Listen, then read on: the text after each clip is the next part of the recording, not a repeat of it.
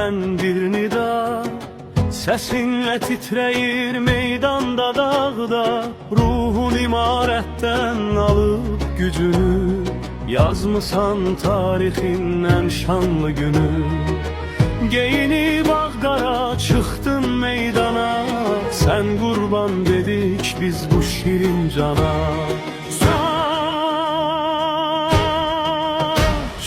Vur kolların sedası gelsin uzaktan, dönme bu şerefli müqəddəs haqdan.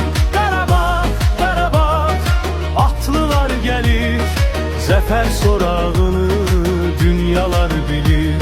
Qarabağ, Qarabağ, Azərbaycanım, sən mənim şöhrətim, sən mənim canım.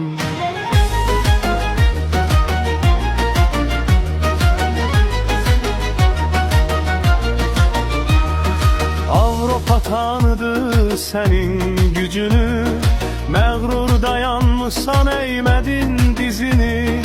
Qurbanın taktika, futbolun sənət, senin her zəfərin bizə bir qismət.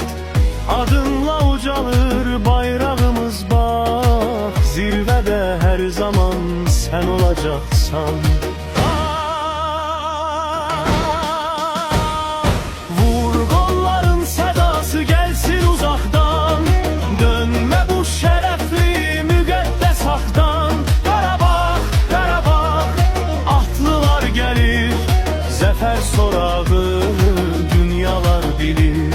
Qarabağ, Qarabağ, Azərbaycanım, sən mənim şöhrətim, sən mənim canım.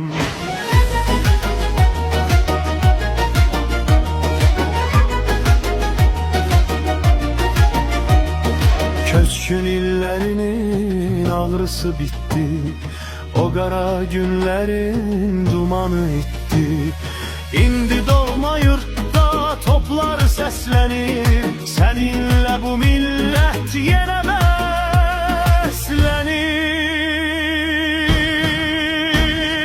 Vur qolların sədası gəlsin uzaqdan, dönmə bu şərəfli müqəddəs haqdan. Qarabağ, Qarabağ, atlılar gəlir, zəfər soranı dünyalar bilir. Qarabağ, Qarabağ, Azərbaycanım, sən mənim şöhrətim, sən mənim canım.